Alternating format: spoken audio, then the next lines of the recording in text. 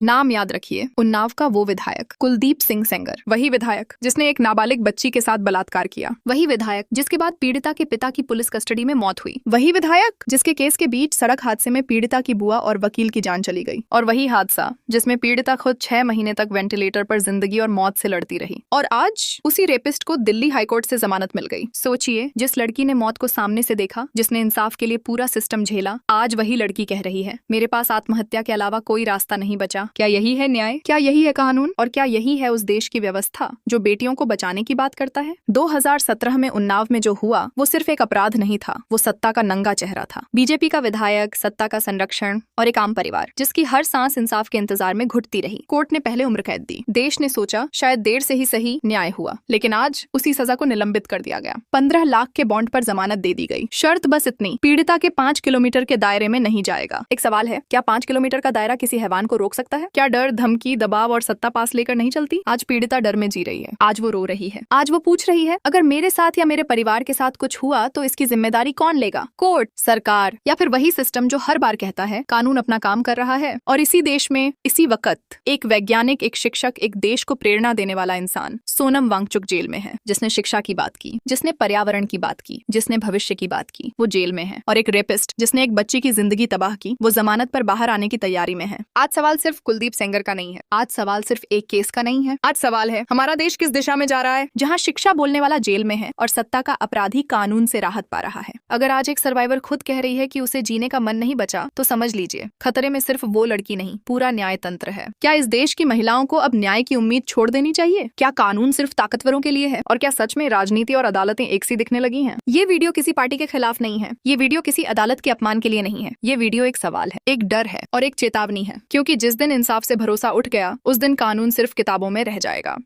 देश की बेटियां कैसे सुरक्षित रहेंगी? ऐसे रेप के आरोपियों को बरी कर दिया जाएगा।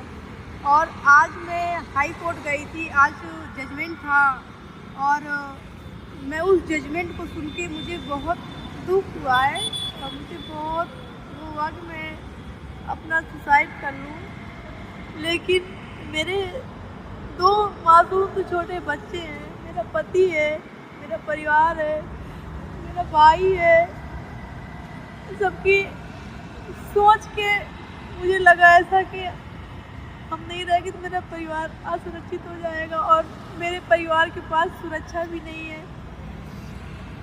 पहले चाचा की मेरी बेल खारिज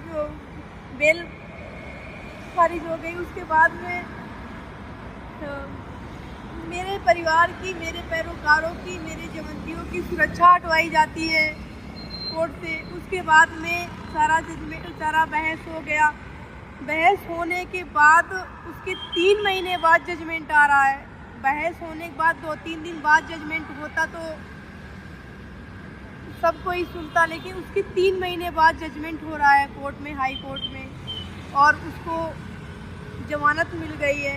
अगर एक बेटी के साथ में रेप होता है और उसके पिता को मौत के घाट उतार दिया जाता है, उसके बाद उसके परिवार में एक्सीडेंट करवाया जाता है, उसका एक्सीडेंट करवाया जाता है, सबका एक्सीडेंट करवा के सबको ख़त्म कर दिया जाता है।